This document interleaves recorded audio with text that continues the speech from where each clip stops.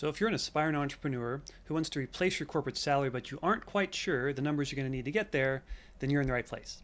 I've been helping people start and grow businesses for over a decade. I used to work at Morgan Stanley. I went to Penn. I've written an award winning finance book. I'm a CFA charter holder. So I do know a thing or two about business and finance, but I also tried to keep this training simple enough so that even a beginner can understand it.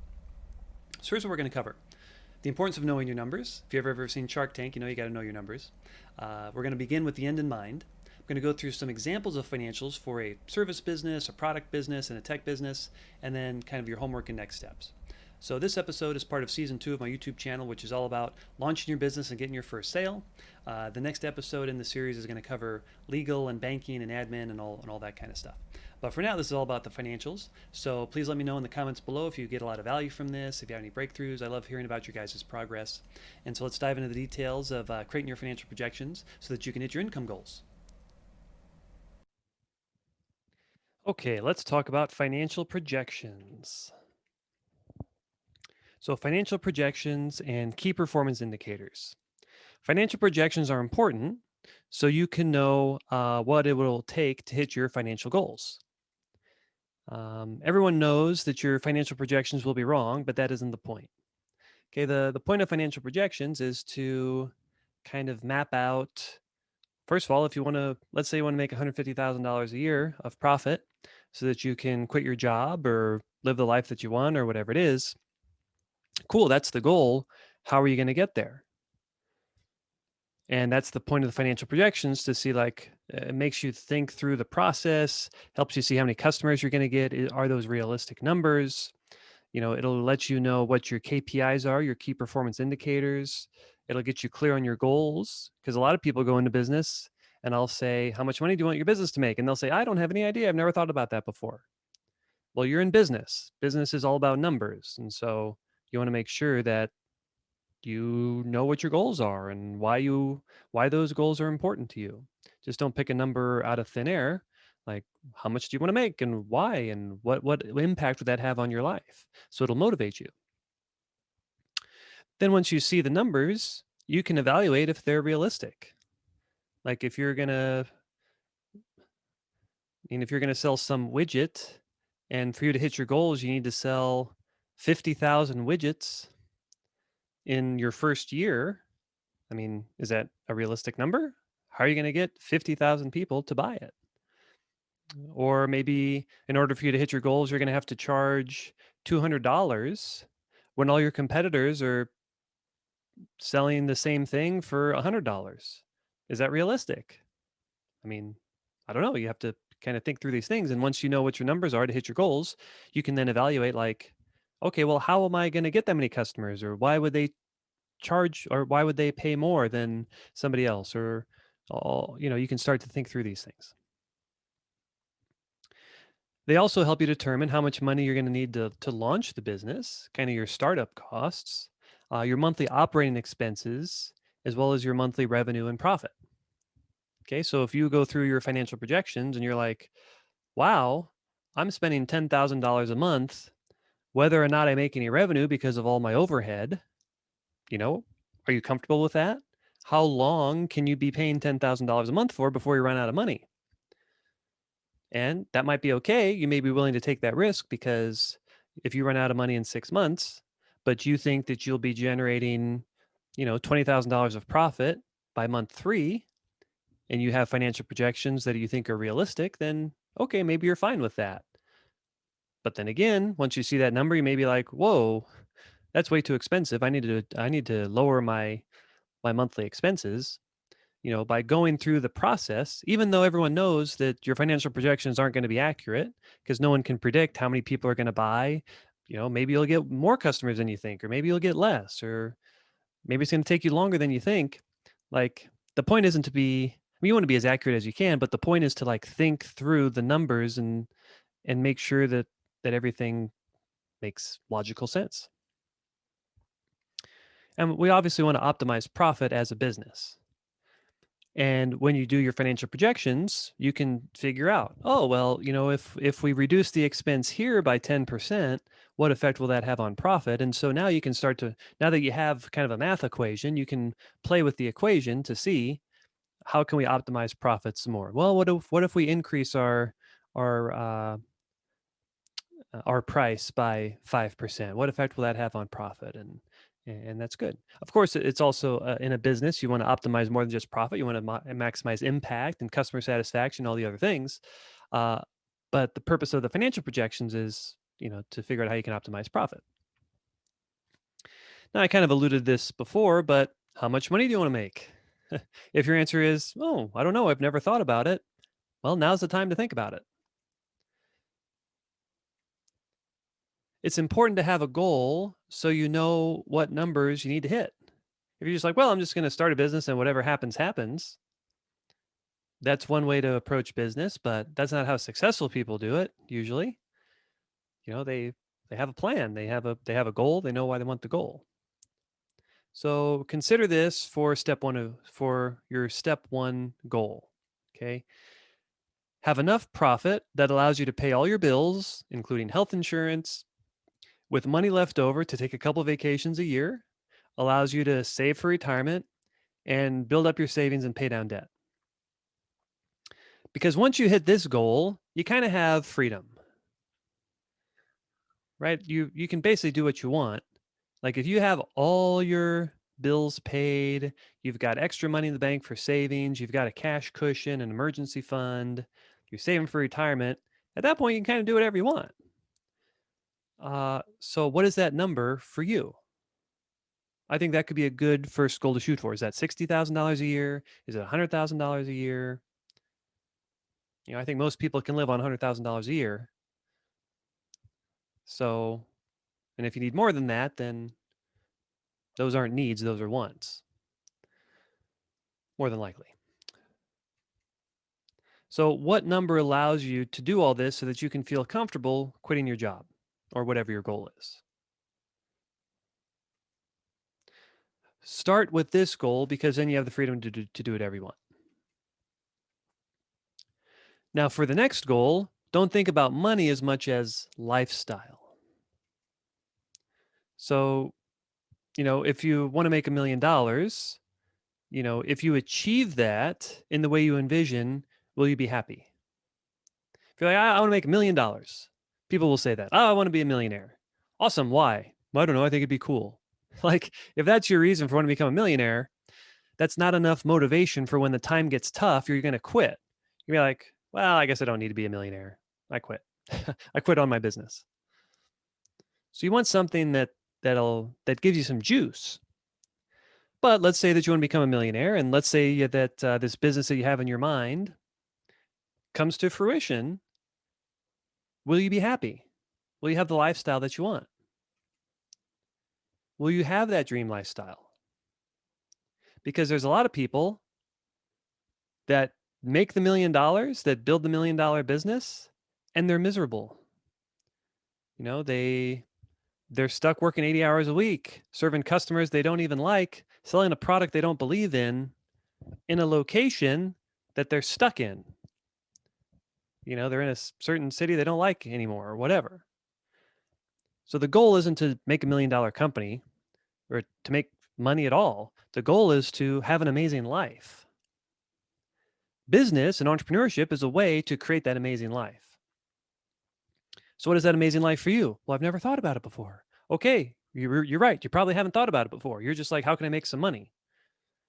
Don't think that way. Think about, well, money is just a tool. What is that dream life I'm trying to create for myself, my family, my city, whatever? See, because you could end up becoming a miserable millionaire, as I said. You could dislike your life, your customers, not believe in your product, be stuck in a location you don't like, working too many hours, doing monotonous tasks you don't enjoy, feeling like you have golden handcuffs. Is that the life you want? No, of course not. Well, what's the life you do want? Well, I'm not sure. That's why you have to think about it. So here's some things to consider.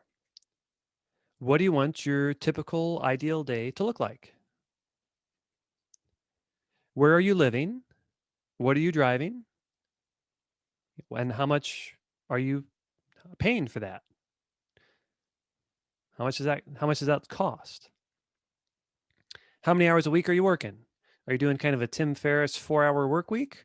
Or are you doing more of an Elon Musk 80-hour work week? Either one's fine. What do you want? How much impact do you want to have? Are you building $1 billion empire or a $200,000 a year more lifestyle business? Again, either one's fine. It's what do you want? Do you have employees? If so, what tasks are they doing and what are you doing? Like if you hate doing sales calls, then that's a good thing to know like okay, at some point I'm going to hire somebody else to take those sales calls for me or I'm going to pick a business model where I can just eliminate sales calls altogether. Because you can hire freelancers, you can hire contractors, you can outsource things, you can automate things. Technology is wonderful. What tasks are you doing and what tasks are you not doing? And the tasks that you don't want to do, what's your solution to? I mean, they still need to get done more than likely. So, how is that going to happen? What is your budget for helping your family, for taking vacations, for giving to charity, or any other goals that you find important? You want to save for your kids' college. You want to take a trip to space, like whatever. Like what do you want? You only have one life, right? So what do you want to accomplish in this life and how much is that going to cost? So we can incorporate that into, well, how much money does the business need to generate for you? How are you making an impact and giving back? I hate to tell you this, but if you accomplish your goal and build the $1 billion company, you're still probably not going to be that happy. you know So I think happiness and fulfillment comes to giving back, making an impact, and helping others. So why don't you just do that from the beginning? Happiness comes from progress. So as long as you're making progress towards a goal, you're probably going to be generally happy. But once you achieve the goal, once you get the $1 million in the bank or whatever it is that you want, well, oftentimes that leads to depression because what's your purpose now? You accomplished a goal, and now what? That's why you see very successful people become depressed. They have everything in the world from the outside, but to them, they're not working towards anything. They're not making progress anymore. In fact, they're probably regressing because they're not moving towards the next thing. Like they have nothing to look forward to. It's like, well, I accomplished everything. Now what? You know. So that's why it's important to always be moving towards. So once you achieve a goal, make sure you set a new one, a bigger one, or maybe a different. Maybe you made the money now. Like, well, how can I help the poor? Or set a new goal that's maybe less money driven and more helping people driven. Don't forget about taxes. Okay, if you want to have if you need $100,000 a year of cash for all your expenses, you need to make more than that because you got to pay taxes on that money. Okay, so if you have a $100,000 a year business, this is probably important. If you have a $100,000 a year business, doesn't mean you can spend $100,000 on your lifestyle. In fact, for some companies, if you have $1 million a year business, you still can't spend $100,000 a year on your lifestyle. Because if you have like a typical business, again, old-fashioned businesses, if you have $1 million of revenue a year, most businesses have, let's call it a 10% profit margin. That means you have a profit then of $100,000. And then you have to pay tax on that $100,000, depending on what state you live in.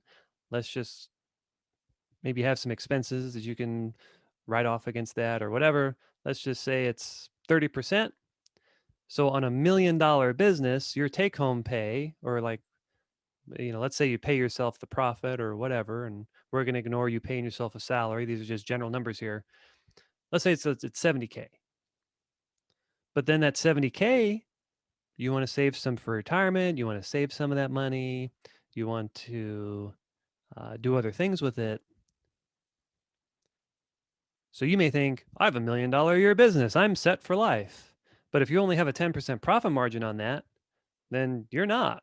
Like, that's why the financial projections are important to make sure we factor in all the expenses, the taxes, everything. So we know like that. So we know that you're going to hit your goal. So what is your next financial goal, factoring money, time, and happiness? So your first goal, as I recommended before, was how much money do you need to just live a nice life, have all your expenses, all your basic expenses covered with a little cash cushion left over. Okay, maybe that's 80 grand a year or whatever it is for you. Then what's the next goal? Well, the next goal is I want to profit $200,000 a year or $500,000 a year or $10 million a year. I don't know. What is that next goal? What's kind of the next one that you want to tackle? And if you don't know, think about it, but don't just pick a random number. Just be like, well, I guess I'll do 200,000. And then if I ask you why, you're like, I don't know. Like, have a real why behind it, because it's the why that's going to keep driving you forward. Okay, so now we're going to start creating your financial projections here. Now, each business model will have different key performance indicators. Yeah, there's thousands of kinds of businesses. I can't show you a financial projection model for all of them because they're all different.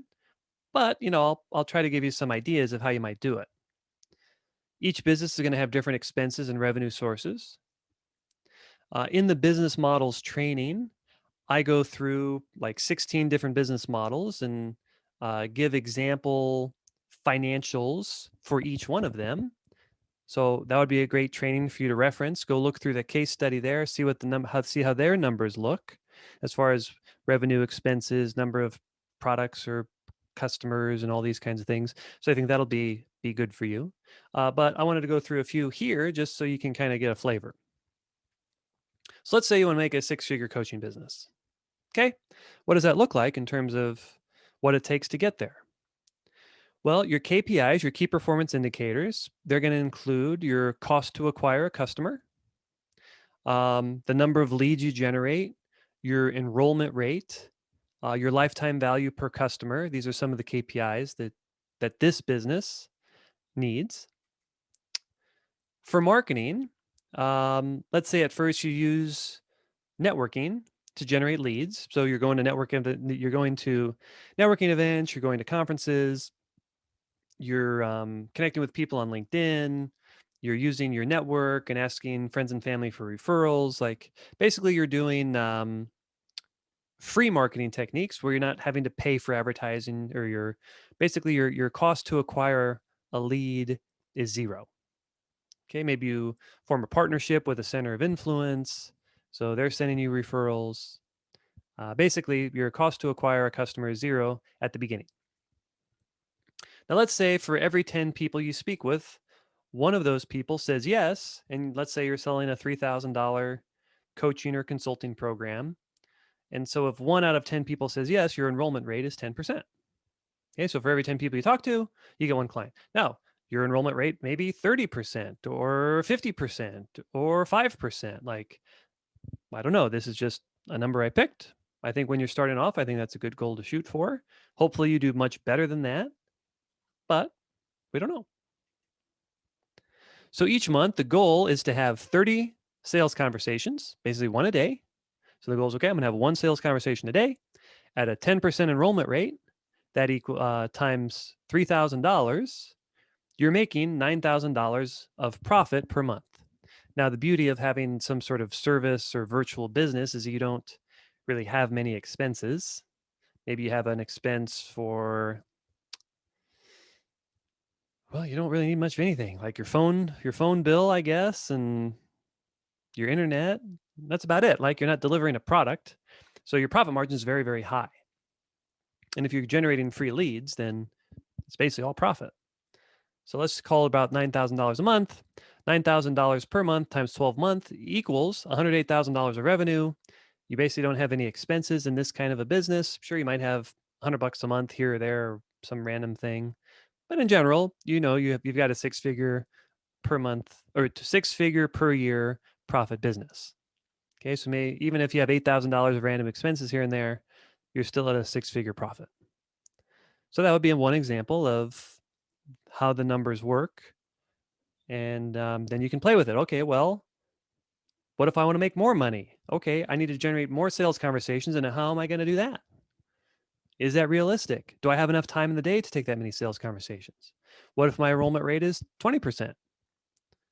Now, how many sales conversations do I need? And maybe I don't want to make $100,000 of profit a year. I'm happy with 50,000, or maybe no, I want 250,000. And now you can start to play with numbers.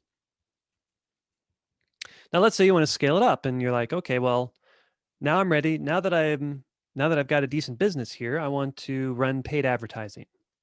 And let's say it costs you $100 per call. All right, so you're running some sort of lead magnet Facebook ad, or you're running you're paying for webinar traffic or whatever it is. Let's say, again, these are just ballpark numbers. Let's say it costs you $100 per call booked. And you have a salesperson now. They take the calls, and let's say they're better than you, and they enroll at 20%. But it's a salesperson, so you need to pay them a 15% commission. Okay? So now the math gets a little more complicated. You also hire a part-time virtual assistant at $1,000 a month because you want to have more free time, and they can do all those annoying little tasks. All right? And because you have more experience and more confidence, rather than charging $3,000, now you're charging $5,000. Okay? Let's say you generate 50 calls per month. So you're doing paid advertising now, you're generating 50 calls per month. Well, here's kind of the math. So you've got 50 calls at a 20% enrollment rate times a $5,000 program. So that's your revenue. Now you have expenses. So you've got 50 calls at $100 per call because it costs you $100 per call. So you got to subtract that out. Then you have to pay your salesperson. And so if they're taking 50 calls at a 20% enrollment rate, that equals 10 clients per month. So you've got 10 clients per month times a 15% commission on that $5,000. So you have to subtract that out. Plus you're paying your $1,000 per month for the VA. Do all the math, comes out to $36,500 per month of profit. Not bad, right? So when you look at this math, are these numbers realistic for you? Do you think you can generate 50 calls? Is $100 per call realistic for you? Maybe it's going to take you $200 per call. And how does that change the math? Do you want to spend $1,000 on a VA? Maybe you want 2 VAs. How much do they charge? How many hours a week are they working, and how much per week is that? And so once you see the numbers, it's like, yes, those numbers are realistic, or no way, those numbers are not realistic at all. That's the point of this exercise, so you can start to see. All right. So $36,500 of profit per month. That's basically you have $600,000 of revenue per year and $438,000 of profit. That's basically $500,000 a year profit. Raise your hand if you'd like $500,000 a year profit. Now, before you do a financial projection, you're like, oh, $500,000 of profit, that's impossible. There's no way I could do that. I don't even see how that's possible. And now you look at this math and you're like, oh, actually, yeah, that kind of makes sense. I can see that. Financial projections also make your dreams much more tangible because you're like, oh, that's how the math works. Yeah, I could do that. If I work hard enough, I could get there, right? Also gives you something to shoot for. Then, because you're selling a $5,000 8-week program, now at the end of the 8 weeks, some people are going to keep working with you, right? So let's say 10% of your clients upgrade to your year-long $18,000 program. The cost to acquire this customer is zero because you already acquired them, right? You're just selling them. You're selling your existing clients something else. Now, since you were getting 10 clients a month and 10% of your clients are upgrading, well, you basically have 1 client per month is signing up for your $18,000 program.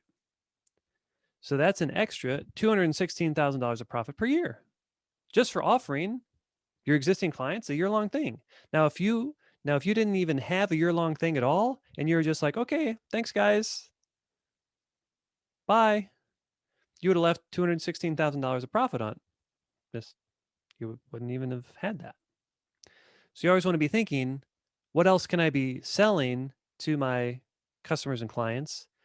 And what else could I sell to the prospects that didn't buy? Because maybe they didn't want your solution, but maybe they want somebody else's solution, and you can offer that. Now, what else you could do is you could also downsell the original 80% who didn't buy. So remember that your salesperson was getting a 20% enrollment rate. Well, that means 80% were saying no to your $5,000 thing. Maybe the salesperson could downsell them a $997 course with a payment plan or some sort of $97 per month membership site, and that would just add to your additional profit, right? So maybe they didn't want to, maybe they weren't comfortable spending $5,000 working with you, but maybe they'd feel comfortable spending $1,000 or $100 a month or something. Okay, that's kind of the coaching business. Now let's look at a product business. Let's say it's skincare. Okay, so let's say you sell a $50 all natural skincare treatment. Okay, you buy it in a bottle, costs $50. All right, it costs you $10 to make it. People generally purchase 4 times a year, so they go through one of these things per quarter. All right, and the nice thing about this kind of a business is that you run out of the product and have to buy it again. Okay, and let's say you team up with dermatologists who recommend your product, so it costs you $0 to acquire the customer. Okay, so you're not spending money on advertising. You do some sort of a joint venture or some sort of partnership with a center of influence where they are recommending your product or service to their existing clients. So let's say you have 700 customers. Yeah, obviously it takes time to get all those, but let's say you have 700 customers at $50 per bottle. They buy 4 times a year. That's your revenue. Your cost is, well, you're basically selling $2,800 bottles per year at $10 each to make them. So those are your expenses. You have to minus that out. Then you have $112,000 of profit per year. Now, maybe you have other expenses in there too. These are just general ballpark numbers. But now you can say, okay, well, is $50 a bottle realistic? Like, would people spend that much? Would they buy 4 times a year? Is that realistic? How can I get 700 customers? Is that realistic? How can I reduce my costs from $10 down to $8? And now once you see the math, you can start playing around and be like, okay, well, how can I jigger these numbers a little bit to improve my profit? Or maybe you don't need to make 100, maybe you only need to make 50,000. Or maybe you want 200,000. Again, it's just math. And so now once you know what your KPIs are, your key performance indicators, in this case, your key performance indicators are number of customers, how much they're buying per bottle, how many times a year they're buying, and your cost to make the bottle. Those are your KPIs in this simple business here. Let's look at e-commerce. So let's say you have a website and you get a million website visitors per year. And let's say 1% opt in to your website. You know those little pop-up things when you go to a website, like opt in here for a coupon, or opt in here for our free email newsletter, or opt in here for this report that shows you how to get rich and be beautiful, or whatever it is. Okay, so 1% opt in for that. Then out of the people who opt in, 10% of them buy. So now you've got 1,000 customers. Let's say it's an average order of $100 per customer. They order 10 times per year on average. That's $1 million a year of revenue. But obviously you have expenses. So let's say, you're doing some advertising and it costs you $50 to acquire each of those customers. It also costs you $50 to produce and ship each one of those products. You also have fixed expenses of $100,000. So maybe you have a warehouse, maybe you have employees, whatever. You reduce all those expenses and now it's $350,000 of profit. So about a 35% profit margin on this e-commerce business. So now you can say, well, are these numbers realistic for me? I don't know, right? These are just numbers I made up. So you go through and say, okay, how does this look for my business? Okay, let's say you're building an app. How's the app going to make money? Well, let me show you something that I built. This is much more advanced. Okay, this is kind of what's called a pro forma. So let's take a look at this. All right, so here we are in Excel. Along the top, I have the different months. So let's go out to 24 months. And now, again, how to monetize an app is different for everybody. I'm just showing you one way to do it. But here the different things are. So you have total downloads. And how much are those downloads increasing each month? If you have an app, you also have people who deinstall the app. So you factor in that. How many are doing that each month? Monthly active users as a percent, because just because someone downloads your app doesn't mean they're actually going to use it. Okay. How many people sign up for your premium service? So if you're using like a freemium type app, like download it for free, but then upgrade to the premium subscription plan, what percentage of people are doing that? How much does that premium subscription cost? Maybe you're going to have upsells in the app, which I think is a good idea. So um, you're not going to get rich usually off $8 a month subscription plan or whatever you're charging for your app, but you can upsell them a $1,000 course or do a launch for something or sell them affiliate products or all this kind of stuff that most apps aren't doing. There's an opportunity there, and so how much are those upsells worth to each customer and what percentage are buying them? So you've got your premium revenue, you've got your upsell revenue. Now, what about your costs? So how much does it cost to acquire each one of those downloads? Because there's both paid and organic. So maybe you start off with organic and then switch to paid. Obviously, you have to develop the app. How much does it cost to develop it and hire a development team? If you have employees, how much are those going to cost you? You're going to have marketing expenses. So, how much are you going to spend on marketing? Maybe you're going to need an office. Like if you're going to have a team of 10, you should probably have some sort of physical location. You have to pay the app store sometimes. They charge their percent because they want to make money too. Then it comes down to revenue, expenses, and profit. All right. So these are just kind of made up numbers that I made, but it gives you an idea. And so there are formulas inside some of these cells. Okay, you can see the equals C5 times C8, and you've got a bunch of math going on in here.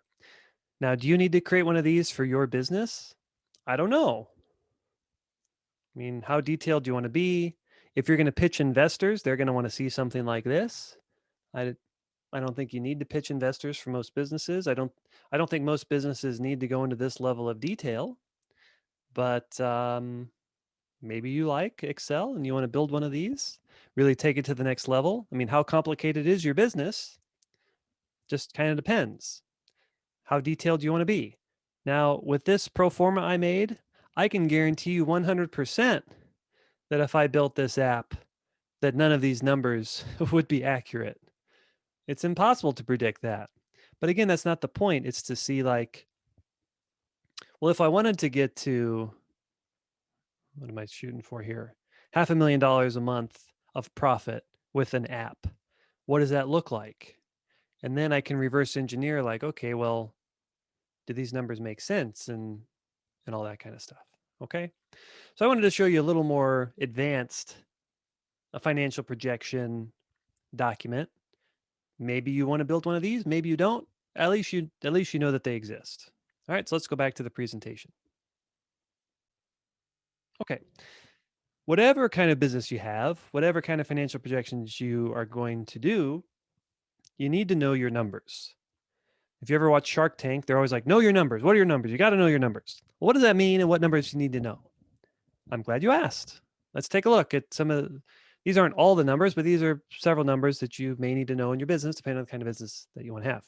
So number of leads per month, your conversion rate, number of customers per month, your upsells and downsells, average cart value, retention and repurchase rate, monthly revenue, lifetime value per customer, overhead expenses, cost of goods sold, shipping and fulfillment expenses, CPM, CPC, CTR.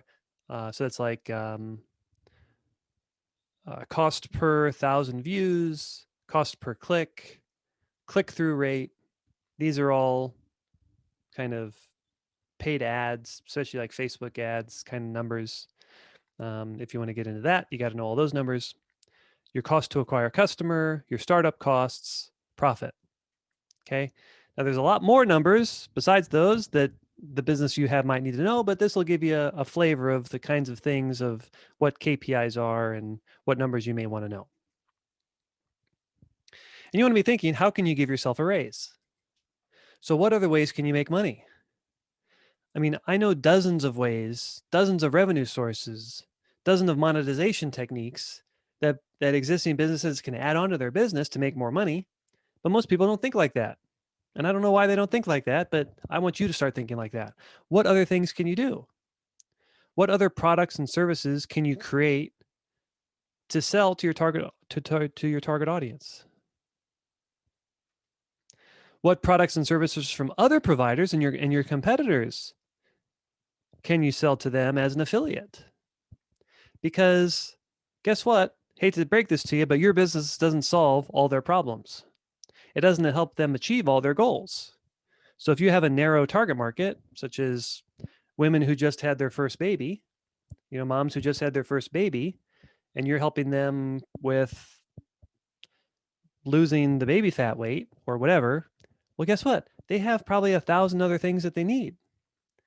And they're going to other companies to fulfill those needs. What if you could be the one-stop shop for all the needs of your target market?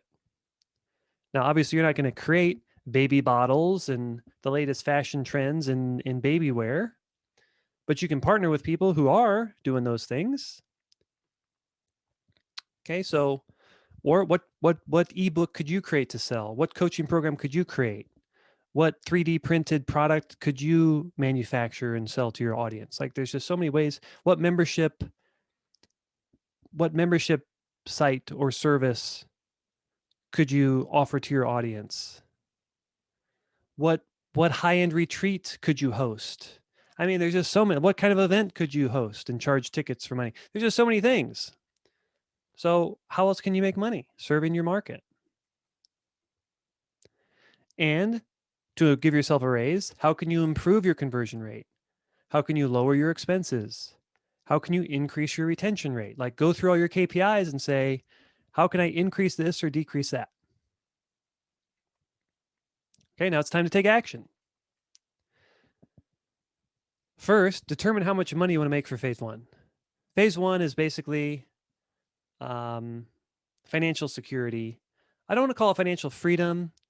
It's kind of financial freedom, but it's not passive income. I think financial freedom is I do nothing and all my bills are paid through passive income.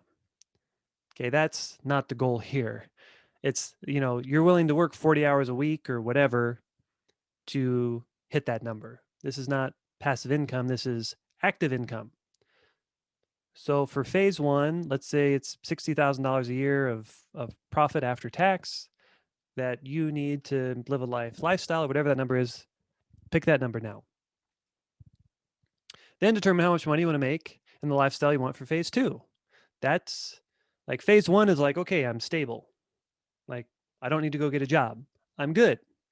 Phase two is, whoa, I'm really living the life here. This is amazing. I'm thrilled. Then create your financial projections using your KPIs. And then get feedback from other qualified individuals to see if your assumptions are realistic. If you're like, yeah, my first month of business, I'm going to sell 100,000 of my widgets. I mean, you better have a ridiculous marketing plan if that's your goal, and a huge marketing budget, or just something insane going on, because the likelihood of that happening just to your average normal entrepreneur is zero. But maybe you don't know that. Maybe you know nothing about business and what is realistic expectations. Then go ask someone who is in that business and say, hey, would you mind looking at hey, I'm a new entrepreneur. I really don't know what I'm doing. Could I pick your brain a little bit? And would you be willing to look at my financial projections and tell me what you think, if you think they're realistic or not? Nothing wrong with that. When people are successful, they're oftentimes willing to help out someone who's just starting off because they were there too. They know how hard it is. And if the person's a jerk, they're like, no, I don't want to help a potential competitor. Say, okay, not a problem. Go ask somebody else, right? Not everyone's going to be nice. That's fine. Maybe you have to ask 5 people before one person says yes. But once you have those financial projections, you can look at them, an accountant can look at them, a business consultant can look at them and tell you, are you crazy? Or yes, this is 100% realistic. All right, so that's the end of this presentation. Go do this. Some people can get intimidated when it comes to numbers and money and Excel and math, but you can do this, okay? So whenever you start to have those doubts creep in your mind, just say, yes, I can, right? Yes, I can. You can do it. I believe in you. Go rock it. Do it right now. Don't, okay, procrastination is for people who don't achieve goals. You're an action taker. You're someone who learns information and takes action with it. So get out the piece of paper and just write down one number, one KPI. Let's just get the ball rolling. Do it now. You can do this.